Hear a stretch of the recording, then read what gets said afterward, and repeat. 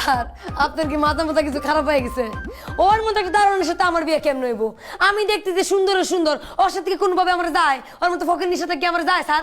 এই খবরদার বেমানি করবে না। আমি যখন সাজে যাই তোমারে কইলাম যে আমি তোমার লোকে প্রেম করব না, তোমারে ভালোবাসি, ডাইরেক্ট বিয়ে করে ফেলামো, তখন তো কিছু অবশ্যই। আবার যখন কইলাম যে আমি বিয়ার লিগে শুক্রবার দিন আমার আব্বা আম্মারে নিয়ে আই, কইছে যে অবশ্যই। এখন আমার আব্বা আম্মা আইছে বিয়ার লিগে, এখন অস্বীকার করো কি লিগে? অবশ্যই। এই তুই থাম, অবশ্যই চুপ করে থাক। ও তাহলে ঘটনা এই জায়গায়। অবশ্যই তুই ধরা খেয়ে গেছেন, ঘটনা আছে। এটা একটা খেলা। খেলাটা হইলো কি, এই যে অবশ্যই ম্যাডাম, এই অবশ্যই ম্যাডামের একটা সমস্যা আছে।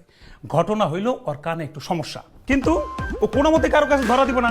আমি এতভাবে বুঝাইলাম যে একটা মেশিন কিনে দিই না। ওর যুক্তি হইলো ও দেখতে সুন্দর মেয়ে, আনমেরিড একটা মেয়ে, যদি এইটা কানে দেয় একটা খুঁত হয়ে গেল, ওর বিয়া হইব না, এই জন্য কোনো মতে মেশিনটা নিল না। তবে